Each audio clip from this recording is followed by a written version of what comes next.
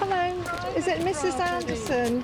Why are you and your husband in hiding? Why won't you talk We're to the not in press? hiding. We don't know anything more than the stories that you people publish. We object to your bothering our neighbors at 8:30 in the morning. That's a private road.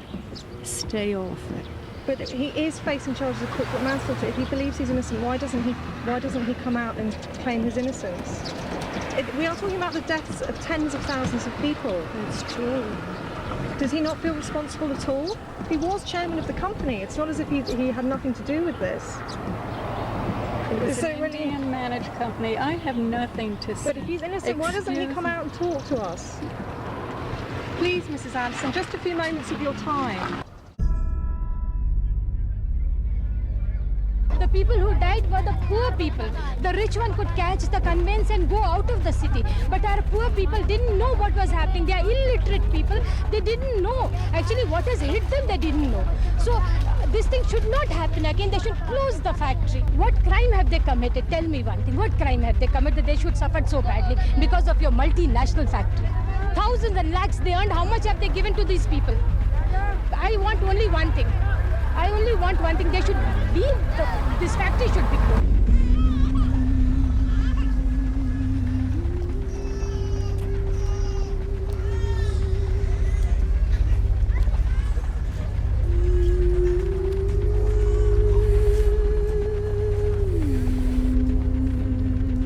Let us learn during this time to forgive. It's very important that no bitterness, no anger dwells in our hearts.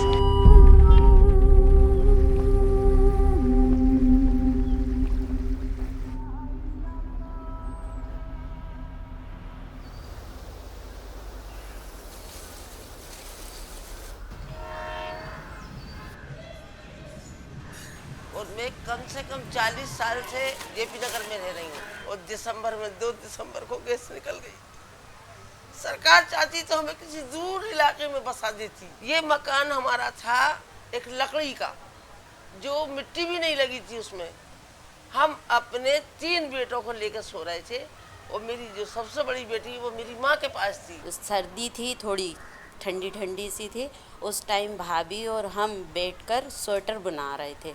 इतने में रात के 1 बजे के करीब बड़ा भैया आया और दौड़ता कहने लगे, अरे चलो चलो, कहने लगे जान बचाओ, गैस लीक हो गई है, जहरीली गैस निकल रही है, जनता मर रही है, पूरा भोपाल तबाह हो जाएगा, भागो भागो जान बचाना। तो ऐसा लगा जैसे किसी ने दिमाग में, सीने में जलन भर दी हो। जब मैंने रजाई से मुंह खोला तो पूरे घर में धुआं और वो खांस रहा, उनकी बहुत बुरी हालत, हमारे मियाँ की।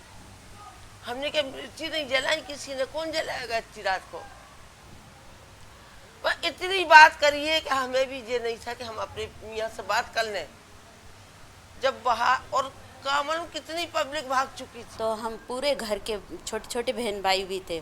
मम्मी हमारी पूरा टाइम चल रहा था, एक छोटा बच्चा उनके पेट में था, लेकर हम लोग सब ऐसे ही घर खुला छोड़कर भागते गए अपनी जान बचाने के लिए। जहाँ रास्ता मिली वहीं से निकलते गए। हमारी माँ हमारी बेटी को लेकर भागी, हमारी बहनों वो भी भाग चुके। उसके बाद में हम दोनों मियाँ बीवी निकले तो ये बड़े बेटे को ले लिया बाप ने, और जो 11 महीने का बेटा मेरे गोद में था वो उसको मैंने चादर में लपेट के, बीच वाले बेटे को 4 साल का बिस्तर में छोड़ा, वो रजाई ओढ़े था, और हम भाग गए। अपने कलेजे के टुकड़े को छोड़ के भागे हम। फिर हम बाहर निकले। बाहर निकलने से पूरा धुआं, पब्लिक पूरा बाहर भाग रहा है, लेडीज और जेंट्स सब भागता है, हम भी भाग रहा है। तो हमारे साथ में हमारा वाइफ, हमारा 2 बच्चा, हम एक और एक नेत्रहीन एक लेडी हमारे साथ में, इसका हाथ पकड़ के हम उसको लेके गया। फिर जंगल में भागा है उधर। तो रेलवे का बहुत सारा क्वार्टर था, उस क्वार्टर में घुस गए। क्वार्टर में घुसने से इसमें 2-4 लोग बेहोशी में पड़ा था, तो हम तो घबरा गया। वहाँ से बहुत भागा, भीड़ की भीड़ आई, भागो भागो। तो कहने लगे, भाई आप बच्चों को लेके बैठे हमारे साथ चलो। तुम भी हम आप साथ नहीं जानते, पहचानते भी नहीं है। तो कहला क्यों? तो कि नहीं हम पहचानते नहीं, हम तो यहीं रहेंगे। आप मरोगी तो हम मरेंगे, मर जाएंगे, बचेंगे बच जाएंगे। हाथ से कोई वहाँ से ऊपर एक पाइप जो लगा था वहीं से गैस रिस रही थी। उस दिन क्या था, सर्दी बहुत जम के थी और बूंदाबांदी जैसे ओस गिर रही थी। ओस की जो बूंदें थी ना वो नीचे ही गैस को ऊपर नहीं जान दे रहे थे, नीचे ही दबा रही थी उसे। तो नीचे जब आ रही थी तो लोगों को जो लगी गैस, जितने भी लोग थे वो भागते गए और वो फेफड़े में जमती गई गैस, उससे वो मरते गए लोग। फेफड़े में भरती गई गैस, वो मरते गए। एकदम वो खांसी आई और छींकें आई, उल्टियाँ होने लगी, ये सब हो रहा था। तो वहाँ से भागने की कोशिश कर रहे थे कुछ लोग, उसमें हमारा परिवार भी भागने की कोशिश कर रहा था, मगर हम लोग एक कमरे में बैठ गए थे। कुछ देर के बाद फिर हम सो गए थे। वो छोटा था, 2.5 साल का था। तो वहाँ से पापा बाहर चलो, इसमें नहीं रहेंगे। तो हम फिर उसका बात मान के बाहर निकला। फिर जंगल में लाइन के बैक साइड किनार में और ऐसे पैदल और हम ऐसा पकड़ के जा रहा है। तो हम इधर गया, वो गैस उधर चला गया, हम बच गया। तो वो रेलवे स्टेशन गया, वो हवा, तो उधर पूरा मर गया। जिधर हम गया उधर नहीं मरा। कुछ आग जला के रखी थी, पानी रखा था, मुंह धो रहे और वो आग से धुआं दूर हो रहा। वहाँ रुख नहीं था, धुएं का वहाँ रुख नहीं था, इसलिए हवा का रुख इधर को था। मूर्ति देखी आपने, उसी आकार में बनी हुई है कि इधर को धुआं था, इधर को हवा थी। वहाँ हमें सुकून मिला। जब हमारी आँख खुली तो हमने देखा हमारा बेटा कहाँ है। हम बेटे की तरफ में जब बाहर घर के लिए वापस आए तो यूनियन कार्बेट में पुलिस भी आ चुकी थी और डॉक्टर भी आ चुके थे। हम भी घर आ गए, फिर हम आके जहाँ देखे, आके नहीं बस फिर हम लोग 5 बच्चों को लेके नहीं गिर गए। गिरे तो फिर हम लोग उठे नहीं, आँखें लाल हो गई, आँखों में सांस आना, तो बस ऐसे हाथ पे सुस्त हो गए कि मर गए। हमारी आँखों में डराव डाला, हमने वो एक गोली मुंह में रखी। हमें तो तड़प थी अपने बेटे की कि हमारा बेटा किस हाल में होगा। जब हम वहाँ लौटे तो हमारा बेटा कितना तड़फा होगा, कितना रोया होगा। तो उनके बाप ठेले से हमाली करते थे जुमेराती में, उस ठेले पे गिर के वो बेहोश हो गया। जहाँ अंधेरा बिल्कुल, हमारे मियाँ ने आग लगाई उस कचरे में, उससे थोड़ा उजाला हुआ तो हमें बेटे ठेले पे मिला। उस समय शादियाँ थी तो उस समय भी मतलब दूल्हा दुल्हन मतलब बिछड़ गए, कोई तालाब में गिर गया, कोई कहीं गिर गया। उसके बाद में धीरे धीरे करके और इंसान लौटने लगे। कोई कह रहे हमारी बीवी नहीं है, कोई कह रहे हमारे बच्चे नहीं है, कोई कह रहे हमारे मियाँ नहीं है। कमल किधर को भागे। जब काफ़ी उजाला सा हुआ तो पुलिस भी आ रही और डॉक्टर भी आ रहा है और दुनिया को खाने वाले भी खाना देने के लिए आए। जब 11-12 बजे पर खाना था, खाने वाले नहीं थे। कौन खा रहा था उस टाइम? 2000 लोग हमारे पास जमा हो गया। तो इधर मॉर्निंग तक हम इधर रुका। मॉर्निंग में 8 बजे इधर पानी तो नहीं था, तो हैंडपम्प था। तो हमारे पास एक गमछा था, और हैंडपम्प से पानी निकाल के उसको पिलाने हम गया। मुंह में पानी डाल दिया तो वो आउट, वो ख़त्म हो गया। हमको वो मालूम पड़ा कि इधर से भी ये MIC गैस से एक आदमी मर गया, तो इससे मर सकता है। ये देरानी मर गई, 7 महीने गर्भवती थी, एक बेटी को लेकर भागी। आज उनके मियाँ भी खत्म हो गए। सामने 3 लाशें, इधर कोने पे, उधर होटल के पास, मतलब लाशें बिछी हुई थी। और वहाँ एक मकान में 11 मौत हुई, 11। तब हमने हमीदी हॉस्पिटल गए थे, वहाँ जाके देखा तो वहाँ बहुत संख्या में लोग, काफ़ी क्वांटिटी में लोग परेशान थे। किसी की आंखों पे पट्टियाँ रखी थी, किसी की आंखें बड़ी बड़ी हो गई थी, फूल गई थी। ये आँख सब पैक आउट, ये सफ़ेद वाइट ये दिखता है पूरा, तुम सामने नहीं दिखता है। उसके बाद में हमीदिया में कोई इलाज नहीं कि लाशों को नंबर मिलेंगे, अपने घरों में तड़पते रहे। हमारी देरानी को हमने हमीदिया में लाशों के ढेर में से उठाया। उन्हें पर्ची लगी थी तो पर्ची निकाल के फेंकी, हमने तो उन्हें मुर्दा बना दिया। उसको पानी फेरा, हाथ पैर मले और उसे अस्पताल में फिर भर्ती किया हमीदिया में। होश आया, फिर लेके आए घर पर। जिंदा इंसानों को जला दिया। अभी इसी जेपी नगर में एक महिला है जो शमशान घाट में से उठकर आई थी एक साड़ी लपेट के, आज वो जली हुई है जिंदा। छोला शमशान घाट तो यहाँ पर आके देखा तो छोटे छोटे बच्चों की 6-6, 8-8 साल के बच्चों की डेड बॉडी सड़क के ऊपर रखी थी। कुछ बच्चों की जो है वो कब्रिस्तान पहुँचाया जा रहा था और कुछ बच्चों को कब्रिस्तान से शमशान घाट लाया जा रहा था।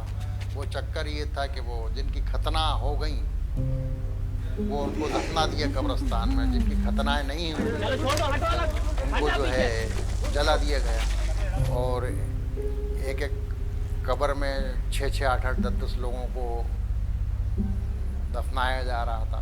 Can you tell us exactly who you've arrested, sir? Can you tell us exactly who you've arrested? Mr. Gokhale, Mr. Manohar, and Mr. Anderson. It was the U.S. government that put pressure on the Indian government, and then the Indian government put pressure on the Madhya Pradesh government, and that's how Anderson was escorted away from this, from Bhopal. So bail, no bail, I'm free to go home. Carbide का CEO Warren Anderson Bhopal आया था, हमारा SP और collector ने उसको state plane से वापस भेज दिया। The tragedy of Bhopal is overwhelming to all of us at Union Carbide, and it goes without saying we have tremendous grief for those of the people involved in Bhopal.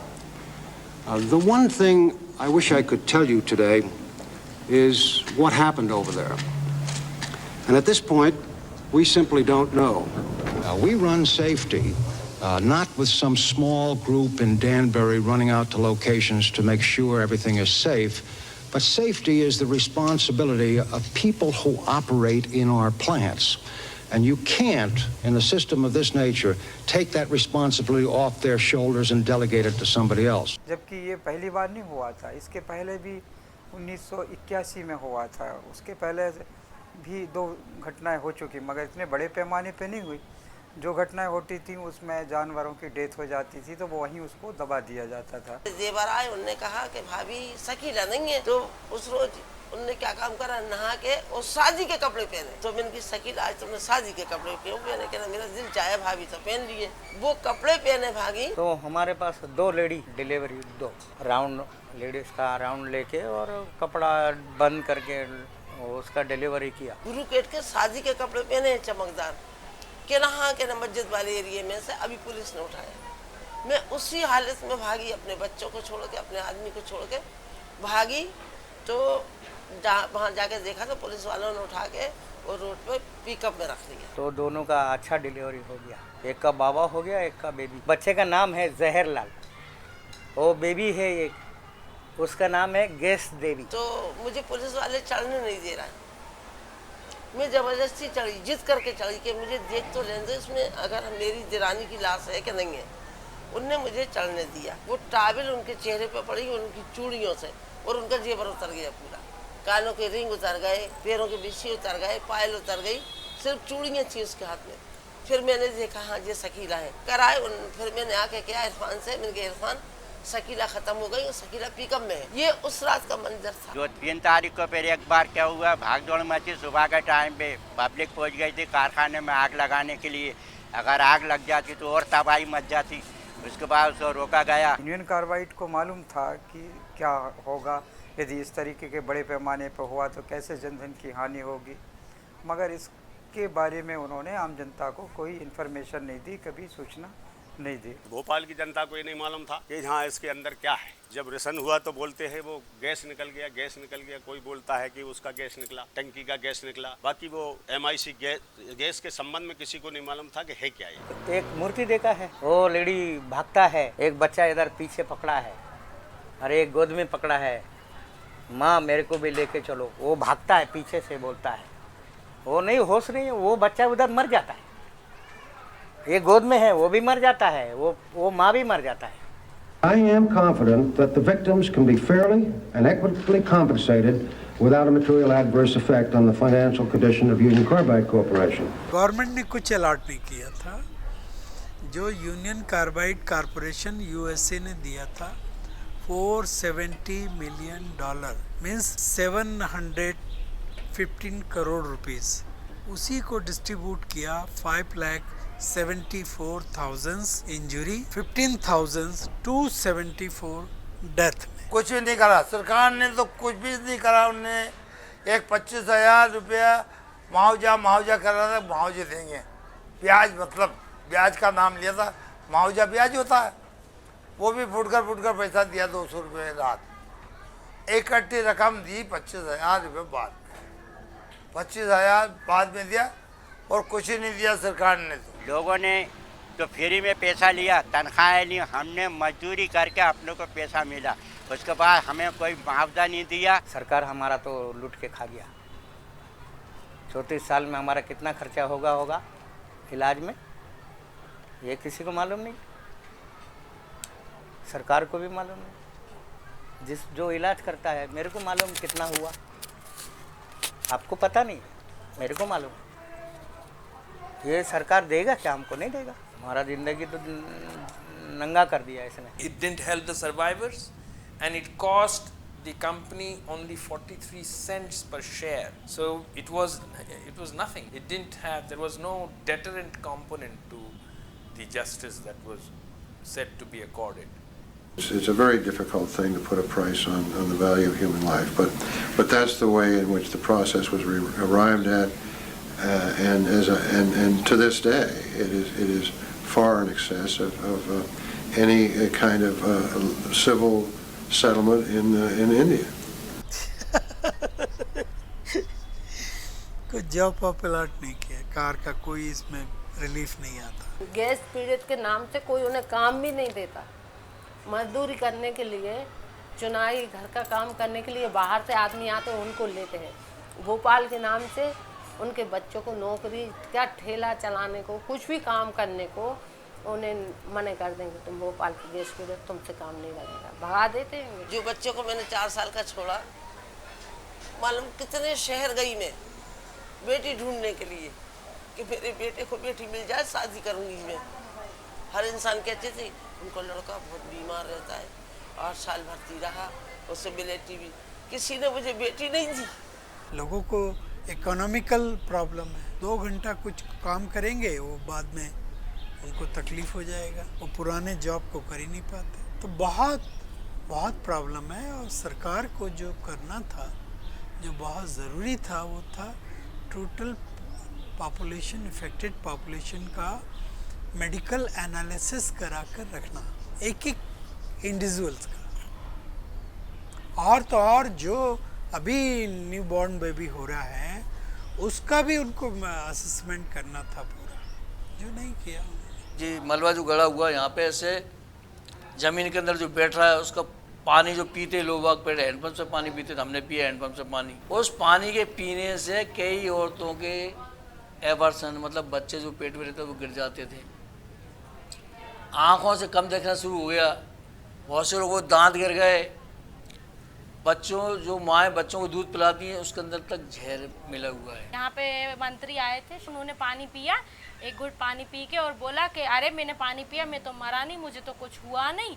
बोले ज़बरदस्ती कहते हैं कि पानी ख़राब है, पानी ख़राब। आपने एक घुट पानी पीने से आप बीमार नहीं होते। आप यहाँ, अगर आपको वाकई लगता है कि पानी जहरीला नहीं है, तो आप यहाँ रहिए, ज़्यादा नहीं, आप 6 महीने क्या 2 महीने यहाँ रह के और ये पानी पी के बताइए, तो हम मानेंगे कि हाँ ये पानी जहरीला नहीं। वो इलाज भी नहीं होता है, इलाज में होता है तो वही डेट ख़त्म हो जाता है इसका, पुराना डेट में मेडिसिन देता है। दुनिया की बीमारी लिए बैठे, ढेरों दवा वो डब्बा भरा रखा है, शुगर भी है, बीपी भी है, लीवर भी ख़राब है, थायराइड भी है, आँखों के में लेंस डल गए, रोशनी नहीं, फिर वो कैसे लेंस डले। अभी मतलब 2 महीने पहले आप मेरे को देखते, ये कंडीशन थी, दवाएं खा रही, पूरा शरीर सूज फूल गया था, पेट ये बड़ा हो गया था, हाथ पे अकड़ जाते, ऐसे हो जाएगा तो फिर सीधा नहीं होता, जैसे लकवा लग जाती। एक दिन अगर दवा नहीं खाई, चूक गई, तो समझ लो ऐसा लगता है कि अब जाने वाले।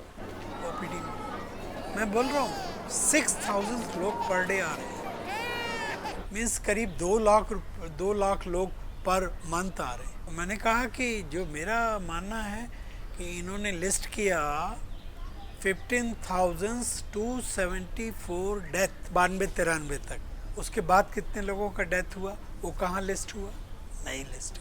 इन्होंने कहा बंद करो लिस्टिंग मत करो। ये मामूली बात है, ये बहुत बड़ा एक कॉन्फ्रेंसी है, षड्यंत्र है।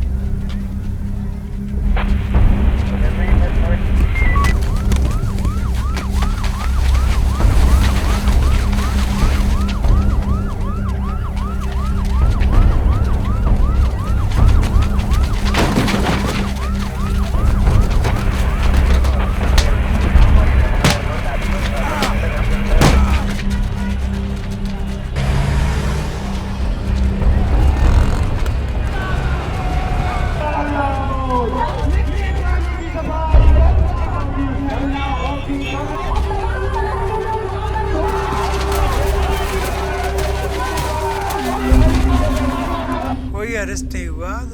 2010 में जजमेंट आया जिसमें 2 ईयर का जेल हुआ इनको, है ना, 5,000 रुपीज़ फाइन।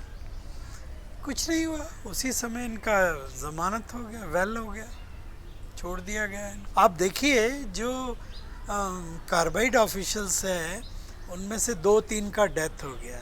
CEO जो वारेन एंडरसन था उसका डेथ हो गया 2013 में, 4 ईयर बैक। चौधरी था उसका डेथ हो गया। अभी सब जितना है 70 ईयर के ऊपर है, तो इन सब का ऑटोमेटिक डेथ होने वाला है, नेचुरल डेथ होने वाला है। तो हमने किसी को पनिश भी नहीं कर पाए। MIC प्रोग्राम सुंगाते हैं, मरता है ना, इसमें मर जाता है। ये इसमें शो नहीं किया तो किसने गद्दारी किया? हमारा गवर्नमेंट ने। वो तो पैसा कमाने बैठा है, वो तो पैसा कमाना है उसको। पार्टनरशिप बनाया गवर्नमेंट को, इंडिया गवर्नमेंट, और दोनों साठ घाट करके कितना लोग मरवा दिया हिंदुस्तान में। और जो संगठन है वो अपने स्तर पे लड़ाई लड़ रहे हैं, और ये लड़ाई आखिरी सांस तक कंपनियों के खिलाफ जारी रहेगी, गवर्नमेंट के खिलाफ जारी रहेगी। इंसाफ की लड़ाई हर हालत में जीत के रहेंगे गैस पीड़ित। अगर ये केस चालू हो जाए तो गैस पीड़ितों को उम्मीद है, हमें भी उम्मीद है कि इंसाफ होगा और अच्छा मुआवजा मिलेगा। और ये मुआवजा जब मिलेगा तो गैस पीड़ित कुछ अपनी मर्ज़ी से इलाज भी कर सकते हैं, अपनी मर्ज़ी से रोज़गार भी कर सकते हैं। हर गैस पीड़ित चाहता है कि हमारे हाथ में पैसा हो, हम अपनी मर्ज़ी से उठाएं। सरकार चाहती है कि हम उठाएं, तो सरकार इस वजह से प्लान बनाती है कि उन्हें भी कमीशन खाते देते चवन नहीं है, 75% तो वही गायब हो जाता। भोपाल से दिल्ली पैदल चल के गए, क्यों गए? सिर्फ उनका हक दिलाने के लिए। 33 साल हुआ, किसी सरकार ने नहीं सुनी। सरकार कई आई और कई चली गई। उनको हक मिलना चाहिए और उसकी लड़ाई तो हम लड़ते रहेंगे, हम जब तक जिंदा हैं। और उनके लिए हम पीछे नहीं छोड़ेंगे, कहीं भी वो कुछ भी करेंगे। जब सरकार हमारे आगे आएगी तो हम तो बराबर लड़ाई लड़ेंगे, जान से, शान से और तान से। हम पीछे नहीं हटने वाले। ये ऐसी लंबी लड़ाइयाँ चलती हैं। अक्सर देखा जापान में भी हिरोशिमा पे जब वो हुआ था तो मेरे ख्याल से 50-60 साल में उन्हें भी इंसाफ मिला था। बरसों लड़ते हैं लेकिन हिम्मत नहीं हारते। लड़ाई तो लंबी, अगर कोई ये सोच के लड़ेगा कि मुझे साल 6 महीने में वो हो जाएगा, इंसाफ मिल जाएगा, तो ये उनका सोचना गलत है।